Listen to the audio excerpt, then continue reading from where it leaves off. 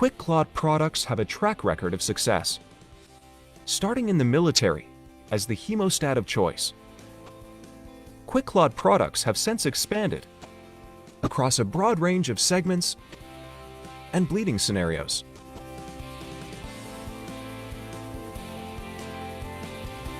For faster time to hemostasis and significantly less blood loss, it's QuickClot or it's not.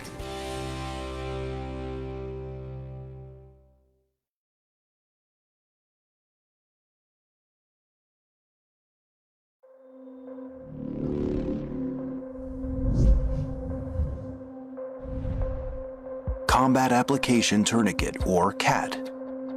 Two-handed application. In life-threatening situations, the items in this bleeding control kit are designed to provide you with simple yet essential medical equipment to stop severe bleeding. Empower anyone to assist in life-threatening situations. Now you can easily prepare yourself for the unexpected. Lives are depending on it. Gloves should be worn during the application. To begin, remove the CAT from the bleeding control kit. For best results, expose the skin where the wound is located. For this two-handed application, pull the band out of the CAT buckle. Route the band around the limb. Position the CAT 2 to 3 inches above the bleeding site, applied directly to the skin. Pass the red tip through the slit of the buckle. Pull the band tightly and fasten it back on itself, all the way around the limb, but not over the rod clips. The band should be tight enough that the tips of 3 fingers cannot slide between the band and the limb. If the tips of 3 fingers slide under the band, retighten and re-secure. Twist the rod until the bleeding has stopped. Secure the rod inside a clip to lock it in place. Check for bleeding and distal pulse. If bleeding is not controlled or distal pulse is present, consider additional tightening or applying a second CAT above and side by side to the first. Reassess. Secure rod and band with time strap. Record time of application on the time strap with the permanent marker included in the kit. Assure the patient that help is on the way. Combat Application Tourniquet, CAT, one-handed application. Insert the injured limb through the loop in the band and position the CAT 2 to 3 inches above the bleeding site, directly to the skin. Pull the band tightly. Fasten it back onto itself, all the way around the limb, but not over the rod clips. The band should be tight enough that the tips of 3 fingers cannot slide between the band and the limb. If the tips of 3 fingers slide under the band, retighten and re-secure. Twist the rod until bleeding has stopped. Secure the rod inside a clip to lock it in place. Check for bleeding and distal pulse. If bleeding is not controlled or distal pulse is present, consider additional tightening or applying a second CAT above and side by side to the first. Reassess. Route the band between the clips and over the rod.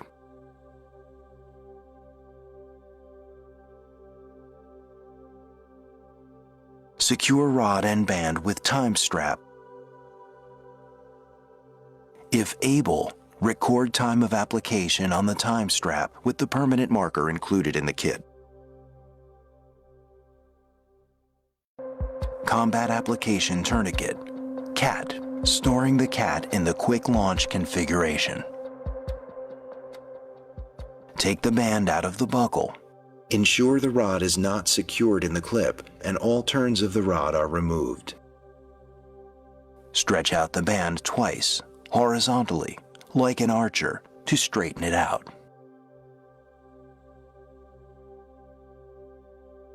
Pass the red tip through the slit in the buckle. Pull 8 inches of the band through. Fold it back and adhere the band to itself. Flatten the loop band. Place the buckle in the middle of the flattened band. Fold the cat in half, placing the buckle at one end. Secure the rod inside a clip to lock it in place. The cat is now ready to be used for future training.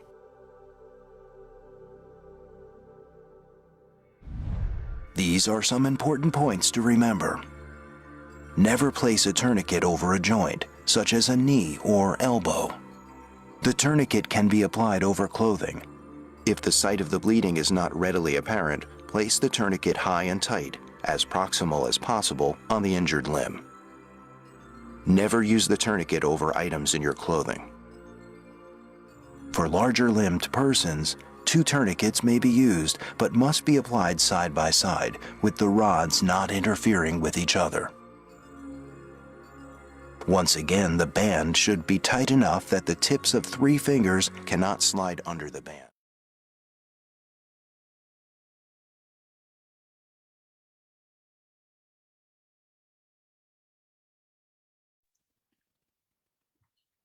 Hello and welcome everybody. Welcome back to our 8th Trauma CME, brought to you by Mascot. And despite all the pandemics and all the chaos of our COVID pandemic and ups and downs that we've been through throughout this year, I'm sure we will all pull through, and want to applaud all of you that has been working hard every day. And we know that ED has been swamped, ICU has been swamped, but the wards are swamped. We have found the time to come and do the CME and want to learn together. So this is our 8th Trauma CME, and for this time, our topic will be finger thoracostomy, moving beyond needle decompression in traumatic cardiac arrest. So a little of a housekeeping for today. Please mute all your speakers. Please off all your videos, unless you want us to see something interesting. Otherwise, if any of you have any questions, please type it out in the chat and we will answer it as much as we can. There will be a panelist that will answer through the chats. At the same time, the speakers will also pick a few of the questions and we will answer it at the end of the second topic in our Q&A. The QR codes for the certs will be published after the Q&A session. So with the advancement of automotive industry, our vehicles are speeding way beyond our speed limit. So therefore, we are having many cases of traumatic cardiac arrest. And it's actually a challenge to manage them. And thoracic injuries in particular are very difficult to manage. And those patients has left us baffled. And we have to watch our patients deteriorate in a suite or deteriorate in the ICU. So are there new strategies to manage this traumatic cardiac arrest, in particular a thoracic injury? So therefore, our 8th trauma series will be finger thoracostomy, moving beyond needle decompression in traumatic cardiac arrest. Our first speaker is Dr. Amira. She is currently our emergency trauma medicine fellow, and she hails from Terengganu. She has worked in various hospitals in Terengganu, Klang Valley, and Sabah. Currently, she's posted all over Klang Valley for her fellowship. And she's not a foreign face in training and also in trauma. And she has organized multiple trauma life support for those in Sabah who know her, well known in Sandakan, Lahad Datu, and KK. She's also the organizers for Trauma Team Mulaj, Disaster Awareness Program, Search and Rescue Simulation in Sabah, and also the Aerodrome Evaluator for Kinabalu International Airport. So without wasting any more time, please welcome Dr. Amira and her topic. Okay, thank you very much, Natalie. Hello, good evening, everybody. Today, today I would like to talk regarding, actually, we've known about this things quite for a long time already about the importance of doing thoracostomy in patient who is in traumatic cardiac arrest. So I just would like to highlight to you regarding finger thoracostomy, which is we want to move beyond the needle in traumatic cardiac arrest. Okay, so this is the outline of my presentation. You can see here I will go to introduction, benefit of finger thoracostomy, indication and contraindication, how to perform thoracostomy, and what's next after that. And I will talk about a little bit on chest tube insertion methods. This one is more towards sharing session. I know all of you know how to insert chest tube, and take home message. Okay, so these slides. So actually this is the updated one of European Resuscitation Council regarding traumatic cardiac arrest peri-arrest algorithm. As you can see here, at the middle of it, when patient presented in arrest, which is in trauma, so we address the reversible causes simultaneously. All things in trauma we have to do simultaneously. So first, of course, control external catastrophic hemorrhage. Second one, secure the airway and maximize oxygenation. And the third one is bilateral chest decompression, thoracostomies. The fourth one, relieving the tamponade if there is tamponade. And at fifth one, proximal vascular control if your center have reservoir or know how to do manual aortic compression. The sixth one is pelvic strain, and the last one, blood product and massive hemorrhage protocol. These all seven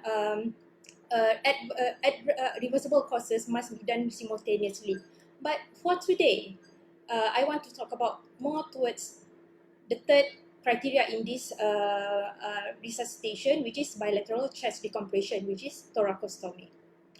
Okay, so what is finger thoracostomy? So this is a simple surgical procedure, which is we want to create opening in the chest wall.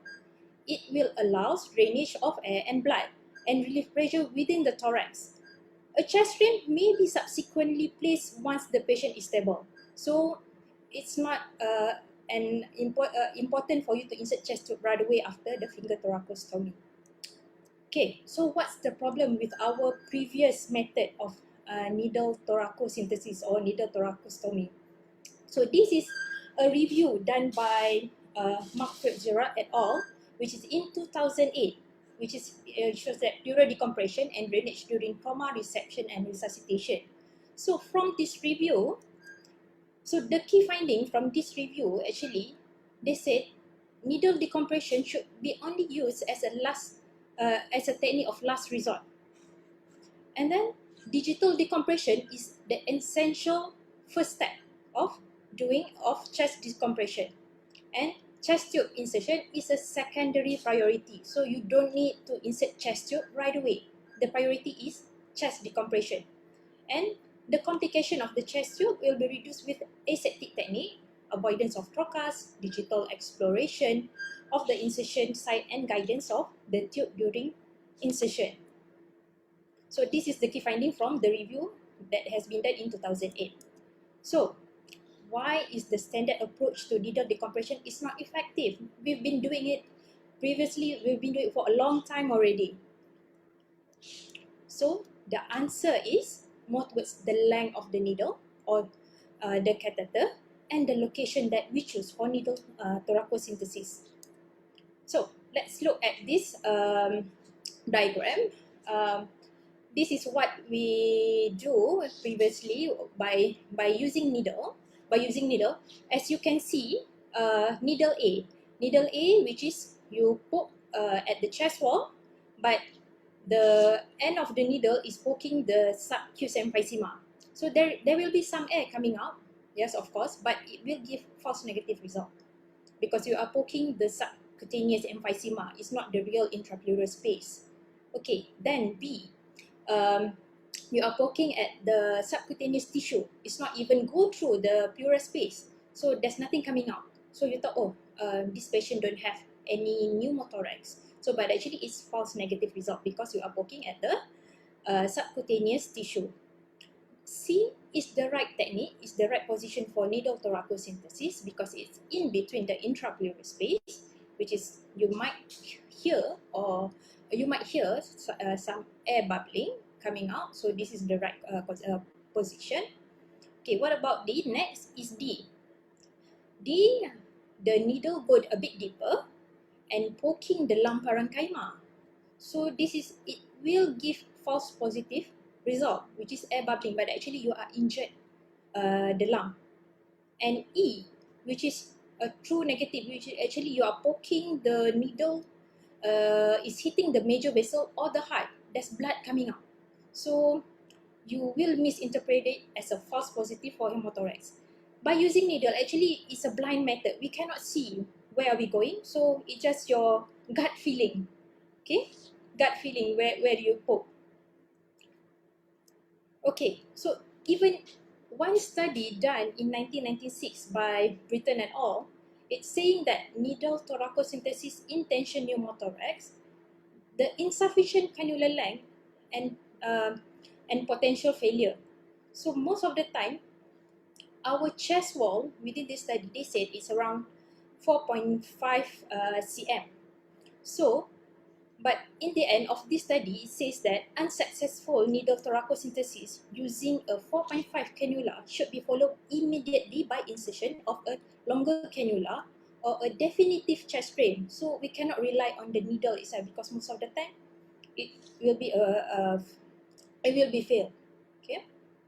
So actually, the one that we use before this for needle thoracocentesis is we use the 18 and 16 gauge, and the length of the cannula itself is around 4.5 cm. So it just nicely located at 4.5. So if you have a patient big size or with subacute emphysema, actually 4.5 is not enough to reach the intrapleural space. So, okay, then this picture is showing that A is the right location for needle thoracocentesis, which is the anterior approach, which is your mid-clavicular line. But one study has shown that 40% of a person who's doing the anterior approach actually is pointing at point B. So, which is more medial towards point A, which is the actual point that we should do for needle thoracocentesis. So by poking at point B, which is more medial, it can increase the risk of vascular and cardiac injury. So let's go to approach, which is anterior versus lateral approach. So which one is the best? So this is actually meta-analysis has been done by Villet et al. They do a study looking at the chest wall thickness between anterior approach and lateral approach. So for anterior approach, we are looking at second intercostal space, mid-clavicular line. For point B is fourth and fifth intercostal space, mid-axillary line. C is a bit anterior to B point, which is your still fourth and fifth, but it's anterior axillary line. So from this meta-analysis, it shows that, okay, we can see here, your point second intercostal space, which is the anterior approach, mid-clavicular line, actually is the thickest chest wall that it showed in the study, which is around maybe 42 or 43 mm. And then this the next one followed by mid-axillary line, which is around 40 mm. And the thinnest part in the chest wall is actually at the anterior axillary line, around maybe 38, looking at this graph. So by looking at our catheter, it usually is 4.5, the normal granular gray or orange. So it's a bit hard to reach intrapleural space if you are using mid-clavicular, the anterior approach. Okay, so what are the advantages of finger thoracostomy? So actually, in finger thoracostomy, it will allow maximum release of air or liquid from the pleural cavity and allow full lung re-expansion. So, and this is not a blind method, okay?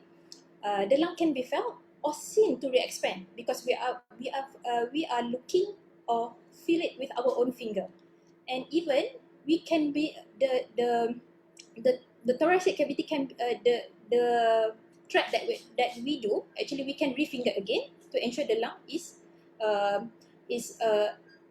expand, okay? And it also can avoid intubation of chest in a non-clinical area. And also we can avoid the risk of retention caused by blockage and kicking of the drainage system.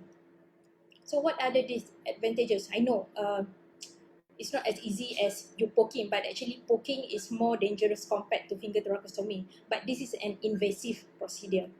And there is also a risk of thoracostomy becoming occluded by patient arms when packaging the patient. But it's okay. If occluded, just open back and make sure the lung, you can re-expand back by opening the thoracostomy opening. So now we go to the indication of finger thoracostomy. Usually, patient come with traumatic cardiac arrest. We do it bilateral chest, at both sides. But if patient come unstable, traumatic, and you know which side is you have, there is a clinical finding of tension pneumothorax, so you can do it ipsilateral. And also we can also do it in patient which is in shock state but with no apparent causes. And the next one is we also can do it in a patient which is clinically suspected pneumothorax, especially patient post-intubation with either of the following, which is SBP less than 100 and SpO2 less than 90%. So contraindication, we don't do finger thoracostomy in patient with obvious non-survivable injury in traumatic cardiac arrest. Let's say patient come arrested, but you can see the brain matters, you don't need to do finger thoracostomy. And also with a patient come with cardiac arrest with no sign, with loss of vital sign more than 20 minutes. This one you don't have to do it because we know this is poor prognosis patient. Okay, now let's go to the comparison between needle versus finger. Okay, for needle thoracosynthesis, actually, as you can see here, IV Breno doesn't reach in 65% of the cases. And the cannulas can get kinked, occluded, or get compressed. And there is a lot of muscle in anterior approach. And it also can cause a false threat and in the end can cause iatrogenic injuries and pneumothorax because of maybe you're poking the lung parenchyma. Okay, for finger thoracostomy, yes, we need incision to be made. It's just not poking the needle. But we will know for sure the finger is in the pleural cavity. And there is also less muscle in safety triangle compared to the anterior approach and less iatrogenic injury because we do the blind dissection. It's only the incision at the skin side and it is effective and safe. Okay, so this is a video showing that finger thoracostomy pre-hospital setting. As you can see here, you just need to clean the area with chlorhexidine or povidone iodine. Then you just need to grab a scalpel. Okay, identify the location, grab the scalpel, make the incision just nice for one finger to pass through. Okay, and then you just take a Kelly clamp or artery forceps, dissect it bluntly until you can feel between the intercostal space and poke the pleura. So after you're poking the pleura, you just release or see anything just release anything from the chest. If there is, okay, now you can see here, it is trying to release anything from the thoracic cavity. Okay, so is it safe in PHC setting? Because it's like we want to insert chest tube, right? Okay, so this actually there is a study has been done by Masaruti et al, which is talking about simple thoracostomy in pre-hospital trauma management is safe and effective. This is a 2-year experience by helicopter emergency and medical crews. The conclusion from their study is pre-hospital treatment of traumatic pneumothorax by simple thoracostomy without chest tube incision is a safe and effective technique. There's also followed by one more study by, this is from Australia, by Hannon et al, which is also in pre-hospital and retrieval medicine, which is their conclusion is finger thoracostomy was frequently performed by intensive care flight paramedic and was associated with a low rate of major complication. Given the deficiencies of needle thoracostomy should be the preferred approach for chest decompression. So what's next after you do the finger thoracostomy? Should we insert chest tube?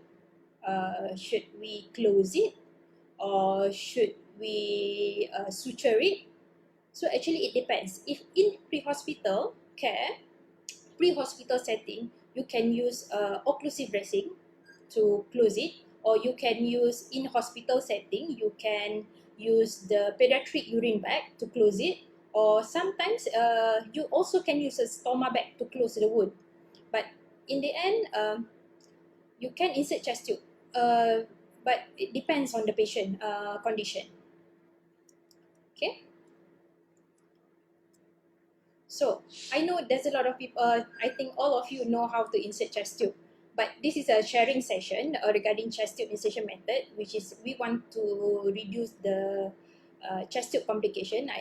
Ms. Dong will touch on regarding the chest tube complication, but this is a more to sharing session, what we are practicing in how to insert chest tube. Okay. Of course, I don't want to touch more regarding the location because we know it's all the safety triangle.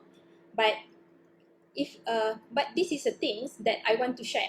Okay, because I think it's quite interesting because in emergency situation, when you want to identify where is the location for you for chest tube insertion, sometimes it will take some time for you to palpate where is the right location. So by actually this is article by Fabian Mark Fitzgerald et al., which is identifying a safe site for intercostal catheter insertion using the mid-arm point. I've tried it a few times. Actually, it's quite accurate, and it's easier for me to identify using this method. So this is a method. Actually, we identify the midpoint between your olecranon and acromion, and you take the midpoint of it. Then during this time, as you can see here, the patient elbow is flexed 90 degrees and this is adducted. So the midpoint of your acromion and olecranon is the midpoint. So the point of the insertion is at that midpoint. Okay, as you can see here. All right. So so here they mark at the chest wall from the midpoint of the acromion and olecranon, and then if so, actually that is the exact point for chest tube insertion. But if you want to reconfirm, no problem.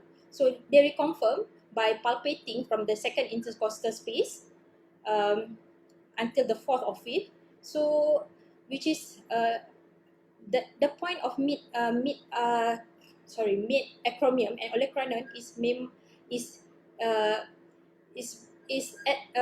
accurately targeted to that point. Below. So actually you can try after this. I think I've tried enough, so it's quite accurate. So after that, what's next for chest tube insertion? So this is a video regarding how to insert on a chest tube on a goat. So I hope you just enjoy it.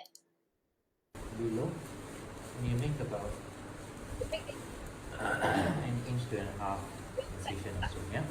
Don't make it too small, rather than, and don't make it too, it's a bit hard, the skin, but you can see the incision, yeah? It's a single incision usually that you make. Do not use your knife to make it right through. You just want to cut through the thick skin. Run forceps, to try and go gently dissect.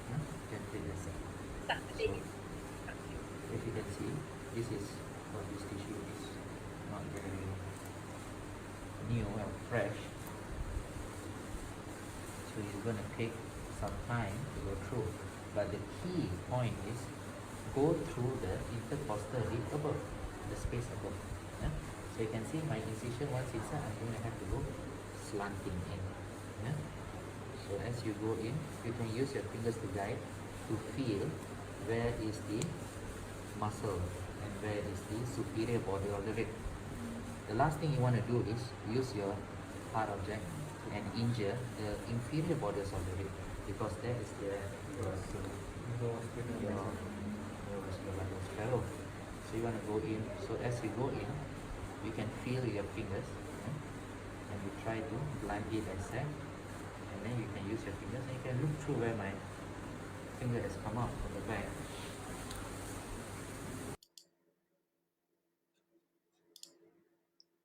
So this picture is showing what as the moderate the instructor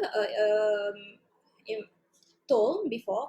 Actually, from the chest tube, when you make the incision here, you incise but you aim, the chest tube will be up here. Okay. Basically almost above the rib below. And if you can see this side where my finger is, it's got a trajectory which is above. And this is also safe. Why? Because where my tube comes up is leaning over the superior border of the rib rather than pressing onto the inferior border of the rib above. Yeah. Okay. And when you have a tension pneumothorax, you'll get a hiss, or if there's massive pneumothorax, there may be some blood coming out. Yeah? The tail end of these tubes, because they are rigid, I don't want the tubes to come hanging straight here. So the moment I place them, the tail end, as you can see, if I move the tail end, it affects the front end, isn't it? Right? Because they are rigid, right? So the tail end needs to fix. So this should not fall here. And that's very commonly occurring because the back end of your silicone tubes are very heavy. So once you place the tubes inside, they tend to just fall like that. And the front end here goes into the fissure. And subsequently, when although you try to position the back end, this gets stuck. So that's a very important tip there, to get your positioning right. So as you go in, make sure there's no trocar. So you go in blunt. So these ones, make sure they don't come out there too.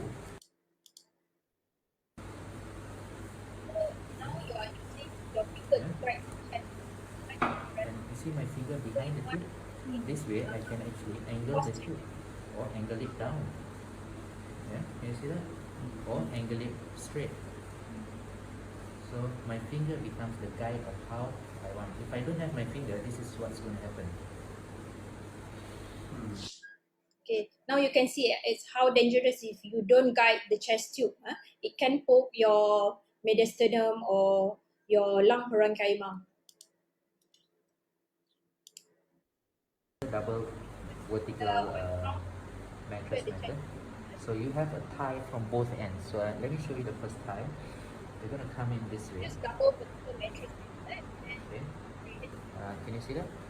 So I'm going to do it slowly so you can see where it is.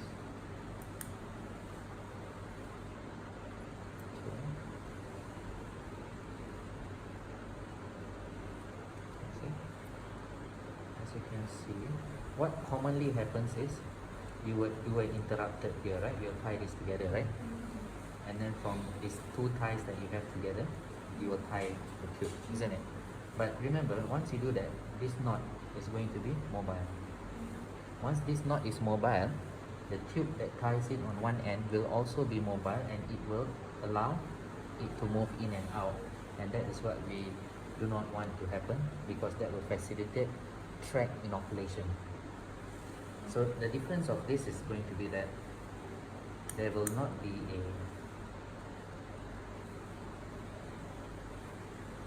loose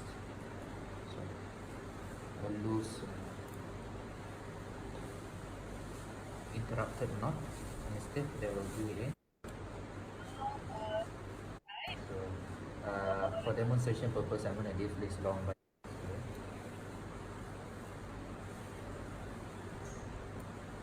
this now, for example, let's say opposite interrupted. I'm going to show you something else to play with that. Okay. And this is what you're going to use to tie the first tie. Hmm? And when you do the first tie, can you see that it's important to kink the tube? And these ties are used, if you notice, we do not use monofilaments for this tie because monofilaments are smooth. This silk is braided, so they have more grip. Okay?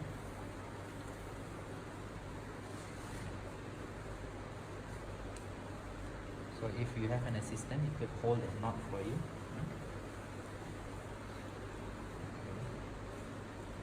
Either using whatever tools that we have. Yeah? So this goes in and you tie it around a couple of times. You do it a couple of throws, 2 to 3 throws. Okay, for the next, So if you recall, the first suture came in through here. So the knot comes on this side. So if you go on at 3 o'clock, the next, or 1 o'clock, the next one you may want to go on at 7 o'clock. Yeah? That way. So you go on the opposite end.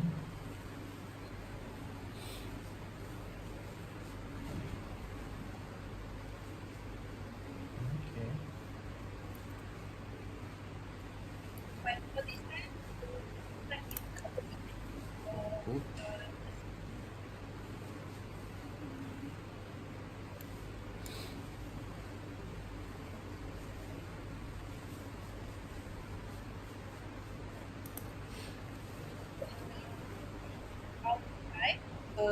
it's the same. Put one here.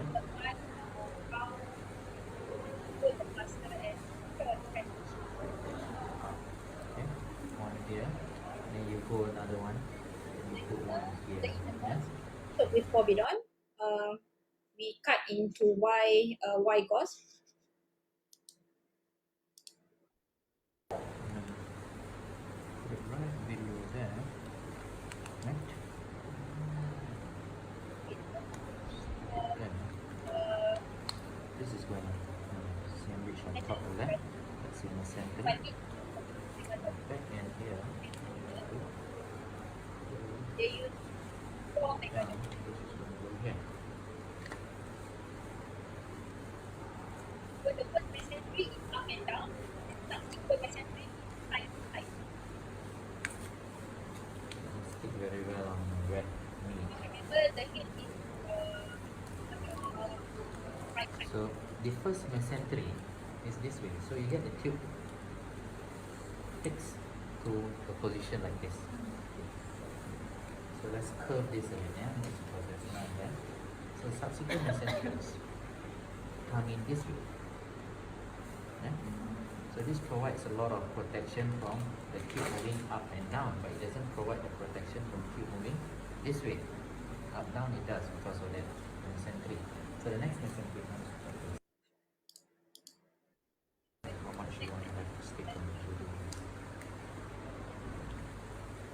So this one Yeah. So this is not directly on the chest, but an inch. Yeah. Okay, that goes that way. And this tube sticks halfway up here. This one goes there. This one goes down here. This one goes there. So you get a mesentery, and then I get another tegaden. Another tegaden, please.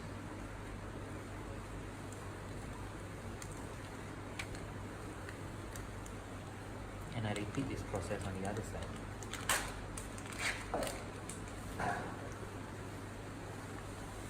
On this side, yeah?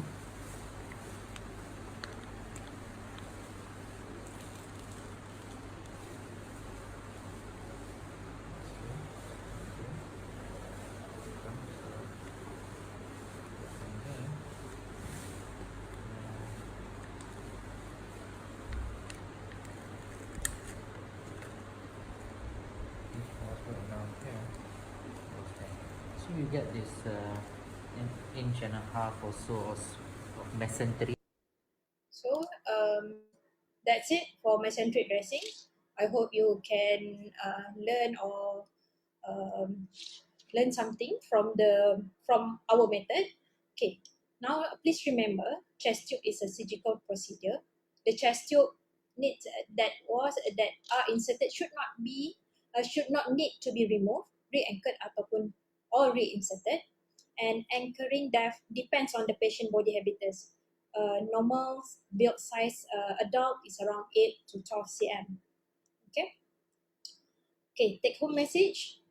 Again, needle thoracocentesis is an unreliable means of decompression of the chest tube in unstable patient. Blunt dissection and digital decompression through the pleura is the essential first step for pleural decompression, and drainage and incision of chest tube can be done after that, which is your secondary priority, and it is safe to be done in PAC setting. With this is the last slide. I hope you can learn from this topic. Thank you. Wow, thank you, Amira. So now that that really sheds light for proper finger thoracostomy and a good chest tube insertion technique. So now that we know proper techniques and indication, I think there is actually a few questions in the chat box, and I think we will answer it in the Q&A together after Miss Diong's presentation. Is it okay, Amira? All right, Yes. sure. Okay, so other than knowing the proper techniques and also the indication, it is also important for us to care for the chest tube that we have inserted, which includes the complications of the chest tube that comes together with it. So this is actually vital to prevent long-term mortality, morbidity, and also it's to prevent prolonged hospital stay. So that brings us to our next topic, which is complication of chest tube and its management, that will be brought to you by Miss Diong, who is a thoracic surgeon in HKL. Miss Diong hails from Air Tawar, Perak, and she has worked in numerous hospitals in Ipoh, Alor, Johor Bahru, was trained in HKL to be a thoracic surgeon, and currently serving us in HKL. Ms. Diong has multiple publications in thoracic medicine journals, ranging from managing rare tumors to chest wall resections and reconstructions, and also doing video-assisted thoracoscopy. So let's welcome Ms. Diong and her topic of complication of chest tube and its management. Time to you, Ms. Diong. Hi, thank you. Thank you for kind introduction, Natalie. Thank you for giving me this opportunity to share with you regarding form mascot. Okay, I'm Dr. Diong from Hospital Kuala Lumpur. Okay, let's start with my presentation today. I will share with you regarding complications of chest tube. First, I will talk about introduction, followed by complications and management. I will go through each complication along with its management. Finally, will be take-home message. Okay, let's look at some statistics and numbers to have an overview of complications of chest tube. Okay, overall complications go up to 30%. And complications, if we divide it into disciplines, we will find that 7% in general surgery, 13% in internal medicine, and 25% in other surgical disciplines. And the highest will be emergency medicine, 40%. Don't get offended. I know most of you attendees here are from emergency medicine. We are here to learn and to find out where we have gone wrong and want to correct from that. So this is the platform for us actually want to improve our care and then to reduce complications from chest tube insertion. Actually, what I want to highlight the most is the third point. The point is says that higher incidence in trocar or closed technique than blunt technique. So it's to be 48% versus 12%, which is 4 times higher than the blunt technique, which is open technique. So in another way, we can say that every 2 chest tube insertion inserted through trocar technique or blunt or closed technique, one of the patient will develop complications. So this is something very unacceptable. I think we need to really do something about it. Okay, here we are. I'm going to share with you regarding some complication. And this is for you to know what are the likelihood that it will happen. And it's not only in the textbook, it really happens in the real life scenario. Okay, the complications can arise from either from the tube itself. The tube can be blocked, can be kinked, can be fractured, or anything you can think about the tube. Okay, then if you can classify complications based on the anatomy. So by looking at the second picture here, looking at this picture, whatever structure you can see from here, there's a likelihood to get injured from chest tube insertion. Okay. I'm going to share with you through the complications through technical and effective cause. So I'll go through each one of them. Okay, these are the overview. Okay, first, from a technical point, malposition is the most common complication that we encounter. It's go up to 25%, and it usually happens in during emergency setting. And the risks are those who patient has underlying chest pulmonary disease, or you're using trocar technique. This is the most commonly seen. Okay, so from this picture you can see, the first picture you can see, the right one, the pleural cavity, the chest drain is supposed to be in pleural cavity. This is pleural space.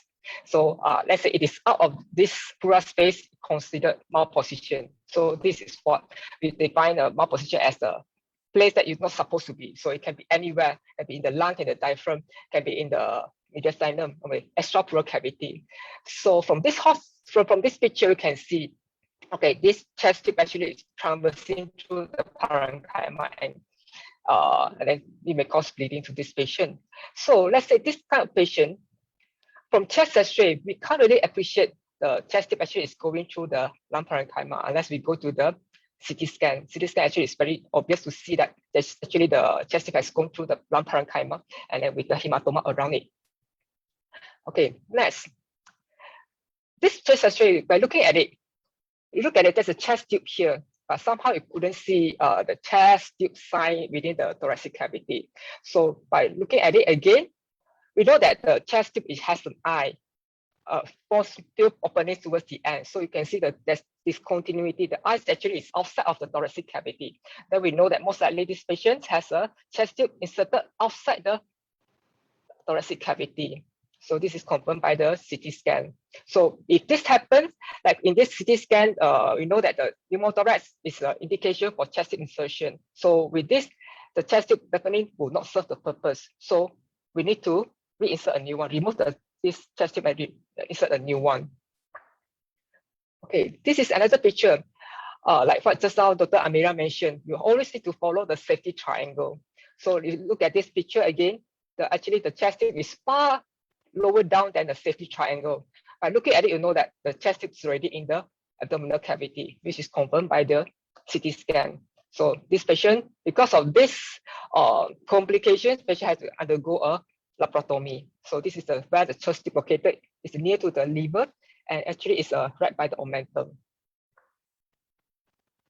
Okay, the next about the drain.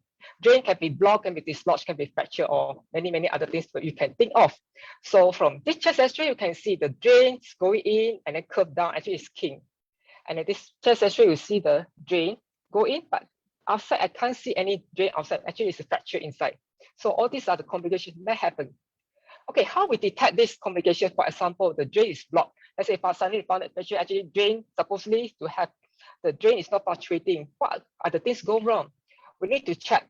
Go back to the most basic. Go back to the drain system, the circuit.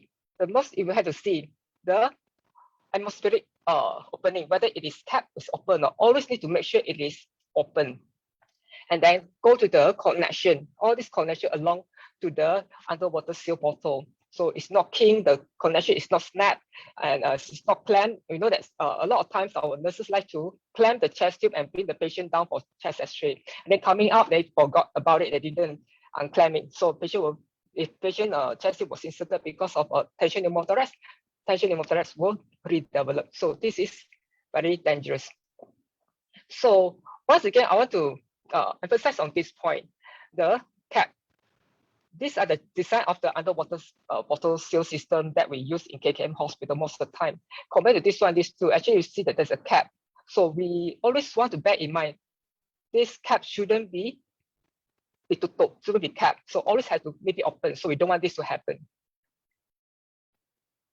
Okay, regarding dislodge drain. So I think this Dr. Amira gave a very detailed talk video and to explain what suture to use and how to re-anchor suture, I think I'm not going to repeat anymore.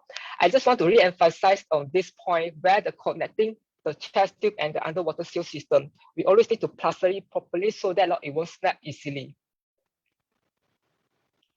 The next one would be injury to surrounding structures. As what I mentioned before, all the structures that you see from this pictures, there's a possible to get injured. Okay, first, the most common things actually worried the most is the vascular. Vascular can be the small vessels like intercostal vessels or major vessels like aorta, subclavian vessels, or pulmonary vessels. If we injure this, we happen to injure this major vessels, there will be torrential bleeding. There will be immediate drain about 1,000, easily 1,005 immediately, or 200 cc per hour 24 for 2 to 4 hours. If this happens, we have to go in for thoracotomy immediately. But among these vascular injuries, most commonly we see actually is intercostal vessels, because as we know, just now Dr. Amira mentioned about it. When we insert the chest tube, we need to go to intercostal space, and then sometimes we don't abide to the safety triangle rule or the principle of thoracostomy. We just bang into intercostal space without knowing which space to go. Maybe you go underneath the chest tube. This is where the neurovascular bundle lies, and it can cause injury to the intercostal vessels and cause bleeding. So always go above the rib instead of below the rib. Lung parenchyma actually is the major organ in the thoracic cavity. So it is easiest organ to get injured. So once it get injured, you can cause bleeding followed by air leak. So it's bleeding is resolved by itself, maybe you can go conservative. But it's a persistent bleeding and then a patient having developed hypotension, multiple blood transfusion, we need to go in for exploration. Exploration can be under by minimally invasive. Now we usually use bags or thoracotomy.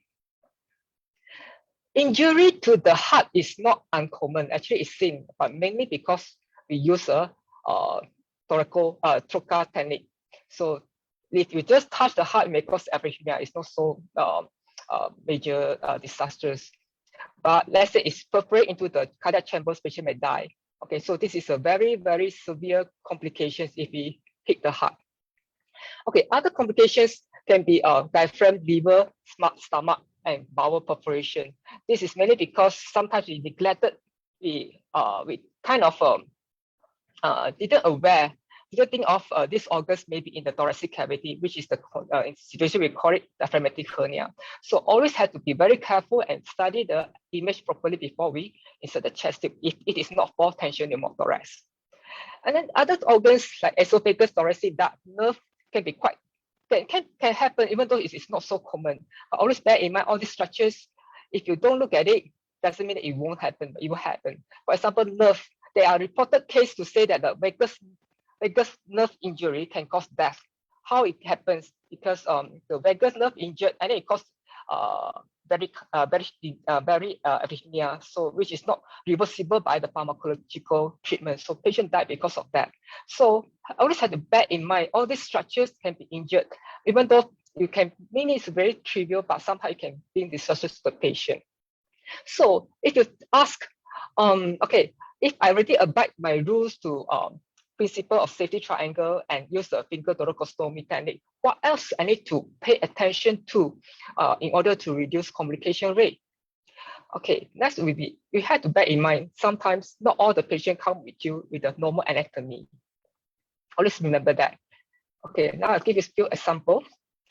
By looking at the chest X-ray, let's say this is a lady come with the SOB in the casualty. Okay, so you think that patient SOB. Okay, by looking at the chest X-ray, oh, this may be collapsed lung with massive fluid effusion, and then also you can see the trachea is deviated. Okay, fluid effusion. I need to relieve the effusion. So insert a chest tube. Please don't. No. Scrutinize the chest X-ray properly. Where are the heart shadow? And then look around, and maybe you need to probe further what history patient may have. Okay, this patient actually has a right pneumonectomy surgery done. Right pneumonectomy, that means the patient has a right lung, all the lungs actually has been removed. So that's actually the right cavity is empty. That's why it caused the mediastinal shift to the right. Heart is totally from the left to right. So if you don't scrutinize this chest X-ray properly, you just insert a chest tube. I think even the open technique, you may cause injury to the lung or may trigger arrhythmia to this patient, which can be very disastrous to her. Okay. The next one, looking at this chest X-ray again, patient come with the SOP in casualty. At one glance, you may think that, oh, this patient may be having a hydropneumothorax. Okay, I need to insert a chest tube to relieve the tension. Okay, but look it closely. Look at it here. You can see something doesn't look so much like a pleural cavity. So it can be bowel shadow-like. So with this, actually this patient is a diaphragmatic hernia. So what you need to do is before insertion of chest tube, you can insert a rice tube and you see actually the rice tube shadow is going up to the the stomach. So you know that this is not hydropneumothorax, it's actually diaphragmatic hernia. So you are safe from bringing complication to this patient. Actually, this incident happened before, about 10 years ago when I was just very junior MO. One of my senior registrar was called to ICU to insert chest tube because they have difficulty to insert chest tube for one lady in ICU. So he went in, he just saw them, the struggling, he straight away helped them and insert the chest tube at the right position, safety triangle, like right technique. But once he inserted the chest tube, actually found out actually it is the whitish color coming out. It's the same as the rice tube feeding for this lady. So actually he knows that there's something gone wrong. He has maybe perforated the stomach. True enough, you look at the chest X-ray again, oh, this is diaphragmatic hernia. So with the general knowledge, by scrutinizing our image properly, actually we can avoid a lot of the complications. Okay, next will be subcutaneous emphysema. This is very common. It happens at 15 to 20% of a chest tube insertion done for pneumothorax, and more common in the COPD patient on ventilation, on bilateral pneumothorax. So usually this complication is self-limiting. That means if you put in chest tube, then usually patient will resolve by itself. But what if it doesn't resolve? Okay, what are the management done?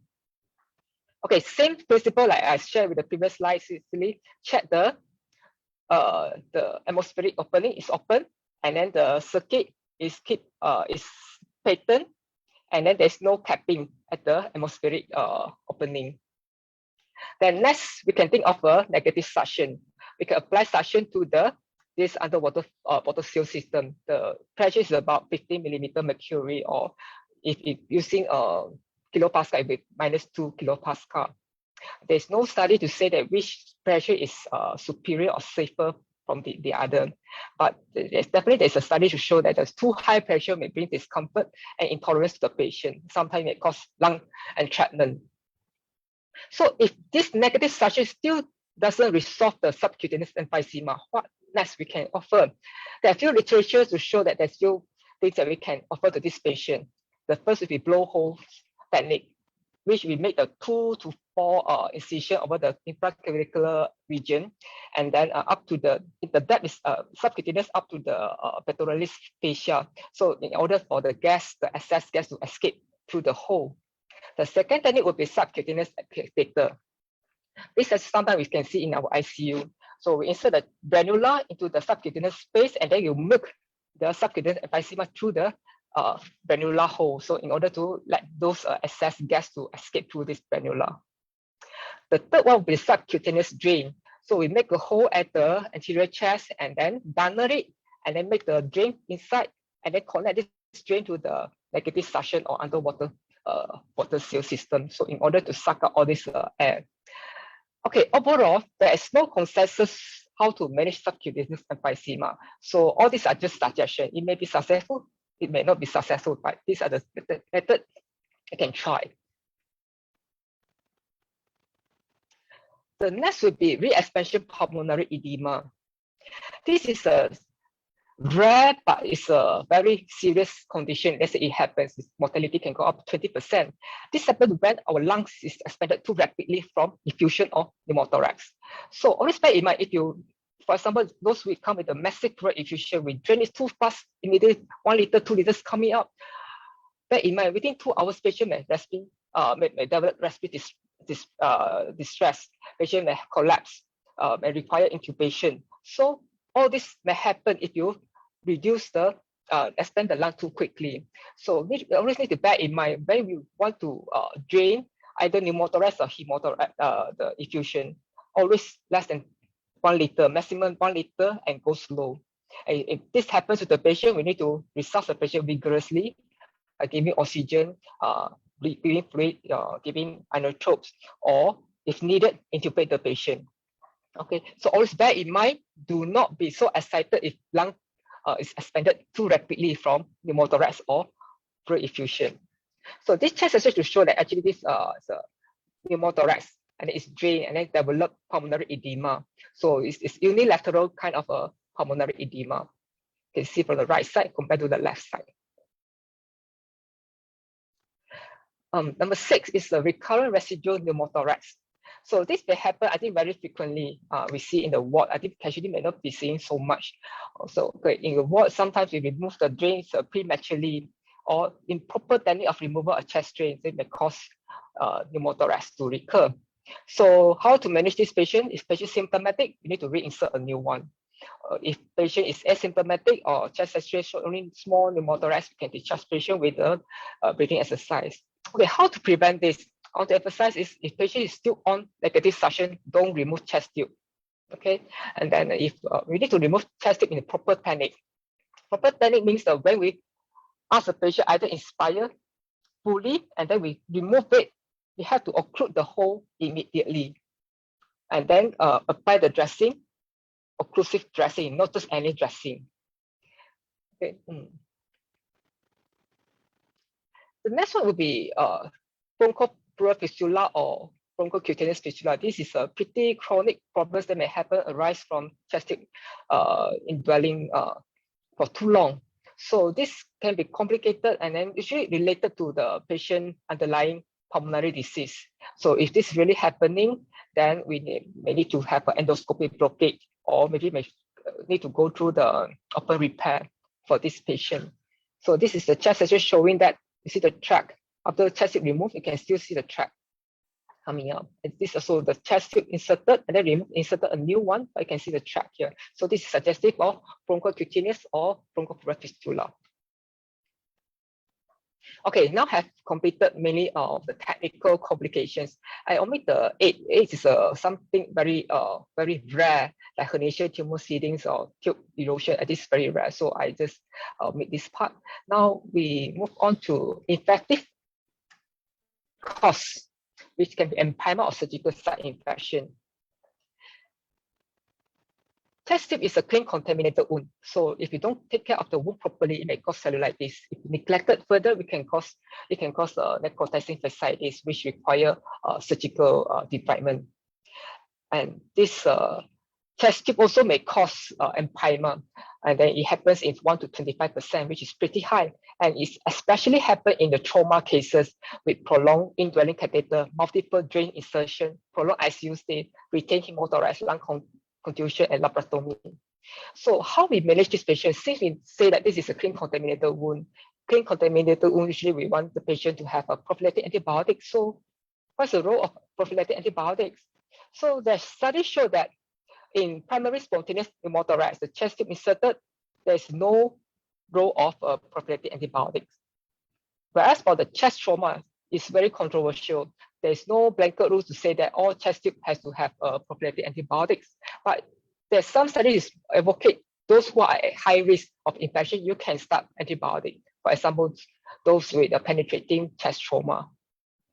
Okay, this is about the prophylactic antibiotic, and then followed by the preparation. When we insert a chest tube, we need to have adequate sink preparation. Always maintain sterility throughout the procedure. So if you have abide to this principle tightly, yet at the end, patients still have wound infection or still develop lung empyema. So what you can offer is decortication. Decortication can be done either minimally invasive or conventional method, which is thoracotomy, or wound debridement for the necrotizing fasciitis. So this is the picture to show you the lung empyema which has developed because of the prolonged indwelling tube. So then because this considered pretty early empyema, you can see the loose fibrin here. So we perform a thoracostomy, minimally invasive VAX decortication. So you can see the loose fibrin all this fibrin has to be removed in order for lungs to expand and then to remove source of infection. So this picture is also in the VATS procedure. We can see those fibrin can be washed off very easily. But compared, if if you retain this fibrin longer, it may become hardened. It is not really feasible to be removed through the VATS procedure. So this patient will be ending up with thoracotomy and decortication. These are the very solid and hardened cortex that we need to remove from the thoracic cavity. Okay, the next would be how to prevent infection. Like just now, Dr. Amira also mentioned how to close the wound properly. I totally agree with what in the video mentioned. You have to really occlude the whole wound properly so that there's no hole for the ascending infection from the thoracostomy side. Okay, this is summaries of all complications that I have been shared with you just now. Okay, now we move on to the take-home message, the last. Okay, prevention is always better than cure. Okay, proper testing. I need to emphasize a lot of a proper testing insertion technique, like what Dr. Amira mentioned just now, finger thoracostomy, instead of trocar technique, which is called we call it a closed technique. Use sterile procedure and safety triangle. Always emphasize on these three principles, and always take history from the patient, brief history. Like for some patient having any lung disease, previous lung surgery or pleurodesis. And then also study the image before insertion, except for tension pneumothorax. And always repeat a chest X-ray after hip insertion. And the last, and also the most important, and always we tend to neglect, is make sure the atmospheric opening is kept open always. So this is the one that I want to emphasize the most. With that, I end my presentation. Thank you. Wow, thank you, Ms. Leong. We certainly have a very comprehensive look of all the complications that you have encountered and made by us, iatrogenic. And Ms. Leong, we actually have a few questions from our viewers. And the first question is, for subcutaneous emphysema, the holes that be done are how deep, how big, and should they go for it at the infraclavicular region? I think you have explained in your presentation. Could you just maybe clarify again for them? Yeah, sure. Actually, I personally myself, I never do the blowhole technique, which is the one I show with the insertion, with the incision done infraclavicular. I did was the subcutaneous drainage, which is the subcutaneous catheter Brenula technique. The picture that I show with the multiple Brenula, actually I took it from my hospital, my current practice, because a lot of subcutaneous emphysema referred to us. So from the literature, they mentioned that it's the depth of the incision is up to the pectoralis fascia. That means before the muscle layer. That means it's just at the subcutaneous layer, and it's about 2 to 4 cm. Yeah. All right. Can we invite Amira to come on in as well for our Q&A session? Yeah, let's go straight to the next question as well. I will have another 3 more questions for Ms. Leong, and then we will come to 1 question for Amira. And meanwhile, if any of you have any other questions, do type it in the chat box, and we will quickly put it into the Q&A session as well, as the time permits a few more questions. So Ms. Leong, the next question will be, for the slow drainage to prevent APO, is there a suggestive rate, like how much or how should we titrate to prevent the APO? Like, is there a hard and fast rule, or it's more of like agak-agak kind? Actually, those I read from the literature, they never mention how much the rate. It's just that do not be too fast, especially, let's say patient having a quick drain, that it's like gushing out 1 liter, 1.2, 1.3, then you have to stop clamping. So there's no, so far I read through, there's no mention that how much, how the rate. I think, and this is actually quite a rare complication. So for them to mention how much the rate, to recommend how fast or how slow we need to go, I think there's no proper fast rule. Even for the negative suction pressure, also they don't have a proper ideal pressure, how much range you need to apply on this patient. So with that, I don't think I can give a clear answer to say that the number, how fast or how slow to go for the Ah, drainage. Yeah. I see. And on the topic of suction, so what is your suggestion on how long should the suction be on for patients with persistent lung collapse or persistent bubbling in the chest tube? How long should we keep the suction on? Okay. For acute trauma, let's say for example, you suspect patient having maybe lung laceration because of the chest tube insertion, maybe because of trauma itself, usually it will heal by itself.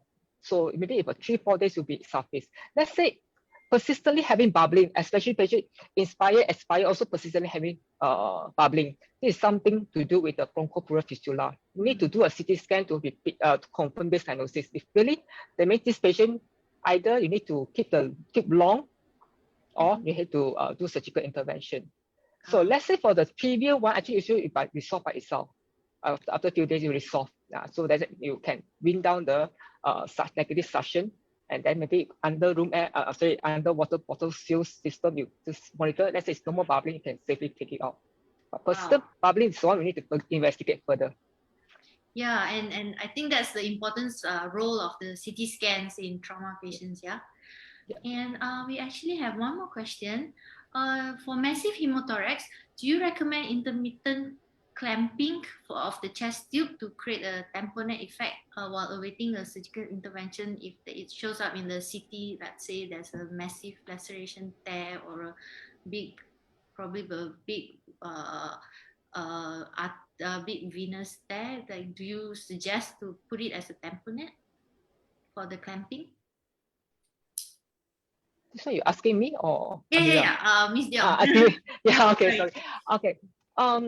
I believe it especially has stable enough to go for CT scan. That means I think definitely there's some room for us to mobilize. Let's say this patient, once you know that there's active bleeding, there's an indication for us to push patient for thoracotomy for surgical intervention.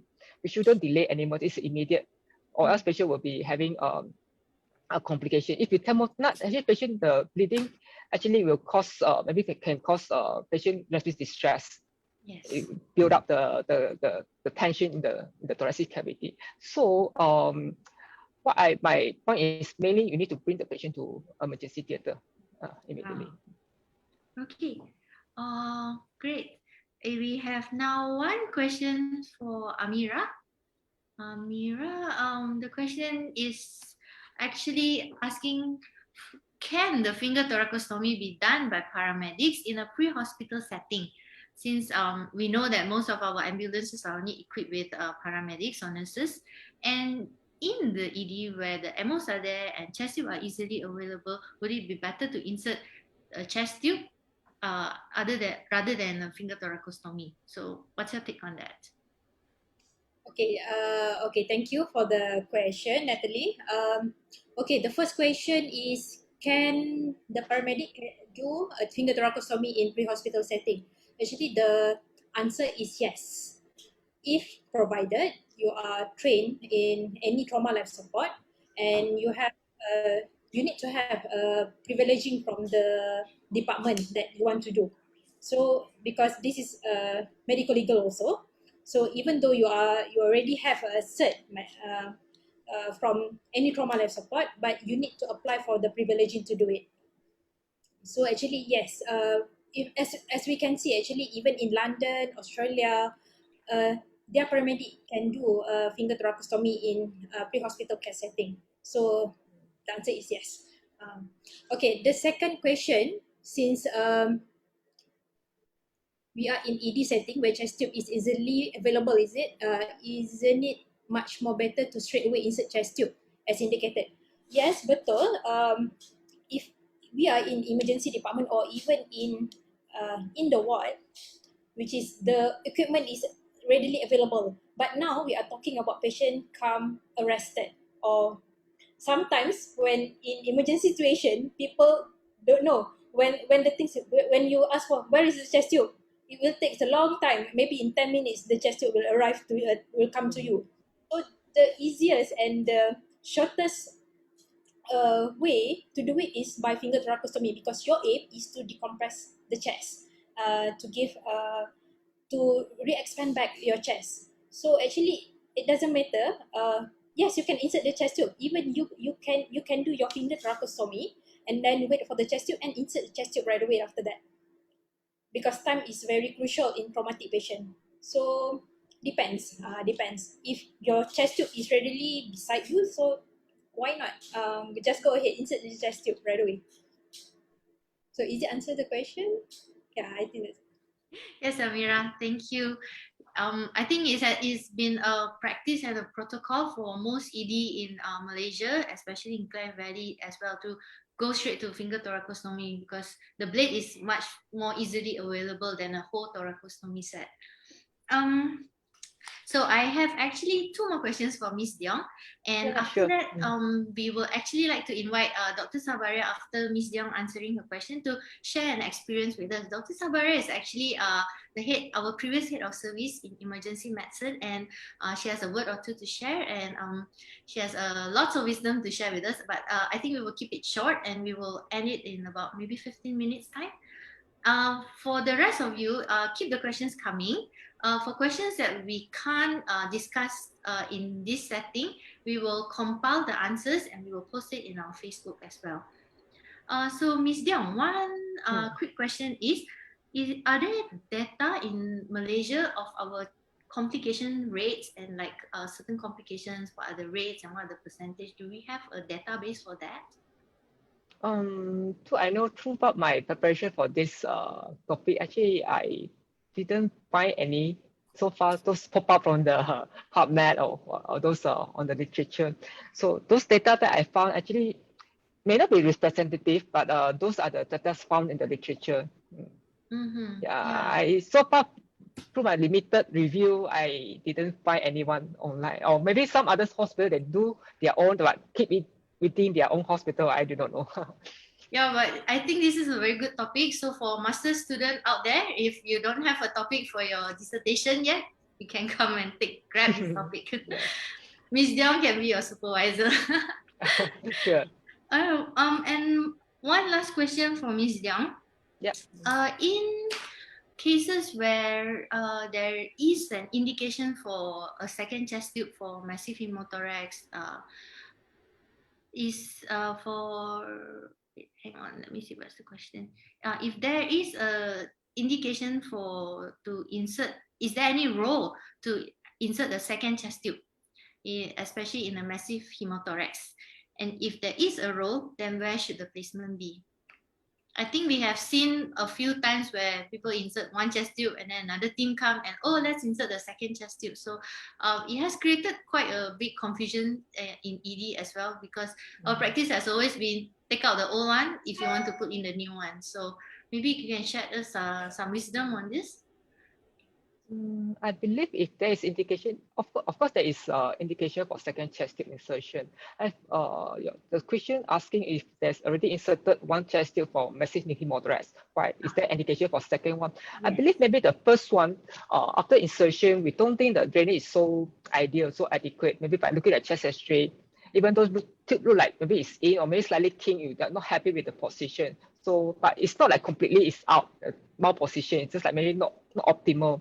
So, but if you look at the efficient still a lot, it's still very significant on chest X-ray. So I think instead of pulling out the pre-existing one, you insert another one. So second one, maybe after the second one, let's say you think that the second one actually has been working very well, maybe the first one can be removed. Maybe I think most likely because we insert second chest tube because the first one may not be functioning so well. Where would you suggest the placement of the second chest tube to be? You mean the location where to insert? Yes. Can you reinsert using the same tray as the first one? Okay, let's say this is a new chest tube site, for example. You want to replace, means you remove one and then replace another one. Okay, let's say this is a new chest tube. For example, let's say within 24 hours. I think the site actually is pretty clean. You can insert through the same. But more than that, please don't. I think it's contaminated. Better go through the same other location. Yep. Okay. I think there's another question is mentioned if chest tube or recurrent block maybe due to clot, how do you manage? Let's say this chest tube will currently have a block. You need to bear in mind this patient maybe have the retained clot within the chest tube cavity. So let's say it's not resolving retained fluid, you may need to bring this patient in for evacuation, very surgical intervention. Because drain, maybe this is a sign of a drain has failed to serve the purpose for this patient. So you have to consider drainage surgically. So now actually we are doing a lot of VATS surgery, which is minimally invasive. So most of the patient recovering very well, especially for trauma patients. So they also shorten their hospital stay. Instead of just every day, just maybe 100 cc, 100 cc for 1 week, you can just drain immediately, maybe for that third day you went in for surgery, and then maybe fourth or fifth day you can recharge the patient instead of keeping patient for 1 week. Yeah. Yeah, And I then the think pain that, also very reasonable. Yeah. yeah, significantly reduce the length of stay. Yeah. Yes. Yeah. Okay, let's take one quick question for Amira. Then we go to. Then we will wait for Dr. Sabra to come up. Dr. Amira, do you use the same sites for finger thoracostomy or chest tube for small size patient or for children? Yes, I do. We're still using it, the same size, which is the safety triangle. But your approach, because we know the subcutaneous tissue in child is very thin, so be careful during your skin incision and even during dissecting the area surrounding it. But the site is still the same. We use the safety triangle. I think got one more question here. After doing finger tracheostomy, what should we do next? If okay, what do we do with the wound if we do not proceed with chest tube insertion straight away? So as I mentioned about, in my talk just now, you actually can use occlusive dressing, just like open chest wound management, or you can use pediatric urine bag to close it, and then also you can use stoma bag temporarily to close it until the definitive treatment, which is either inserting chest tube or just close it. Okay, that's all. Okay. Thank you, Dr. Amira. Thank you, Ms. Leong, for your presentation and sharing all your experiences, your vast publications, your reading, and all the knowledge. And I think it has benefited a lot of us. And this really helps us to work well in ED for our trauma patients. And also, as important as it is, we want to prevent the complications that we might cause. Dr. Sabaria, can I pass the time to you then? Yes, just a short one, Natalie. Thanks, Natalie, and well done, Dr. Amira and Ms. Diong. I think it's excellent presentation and very relevant to the young doctors there. I just want to again re-emphasize the importance of doing an open, using an open thoracotomy rather than using the trocar to step. I'll show you some experience. When I was houseman, the MO inserted the chest tube. Those were the days there was no open technique, you know. Everybody just used a trocar and push it in. On the left side, guess where it ended up? Into the stomach. So initially they thought that there was some limbs in the pleural space, but actually it ended up in the stomach. And I can even tell you one story just to tell you how important that if you do an open technique. One of my also trying to put in chest tube, and then she was not able to do so I took over. I didn't realize my mistake that it was a bit lower down. So when I put my finger in, it was an open technique. I feel that something hard. And I said, this lung is already solid. It has pneumonia. So I put in the chest tube. Came back, when the CT came back, where do you think the chest tube was? It was going around subcapsular region of the liver. But the moral of the story is that because it was an open technique, I did not injure the liver, right? I just, it's just putting the chest tube where I thought was like above or behind the lung. So I just want to emphasize that you young doctors out there, because other than in the ED and surgical department, sometimes in other departments they use the trocar technique, just the stabbing technique. And then when you leave the ED, you forget about it. It's easier to put trocar, and then you go back to the bad principles of using the trocar technique. Please, I just implore you all, use the open technique when you put the chest tube in. If time is the essence, do, and you really need to do it urgently, then do the open finger thoracostomy. Right, that should save the patient life. Once everything's settled, then you can take your time and put in a chest tube in the correct manner. That's all I have to say. Thank you very much. And again, thank you, Mascot, for organizing this, and Dr. Amira and Ms. Tiong for an excellent presentation. Bye. Bye. Dr. Savaria. Thank you. Yeah, we always do no harm first. So for all of you out there, I'm sure some of you have more questions, and continue to post the questions. We will keep this open for another 15 minutes, and we will answer the questions on Facebook. And you can log on to Facebook and check us out on Malaysia Trauma Conference. The recording of this CME for both Dr. Amira and Ms. Tiong's presentation will be uploaded there after. Give us 24 hours and it will be uploaded there. And the rest of the questions, we will post all the answers up there as well. As for your certifications, we will flash the QR code after this and do snap it, and the certs will come in within 7 working days. And thank you very much, Dr. Sabaria, Dr. Amira, and Ms. Young. Have a good day, everyone. Bye. Stay safe, everybody. Take care. 24,000 cases out there, right? 300 over deaths. Okay, take care. Especially our frontliners with at the ED and surgical work in the frontline. Take care, everybody. Bye. Maria, take care.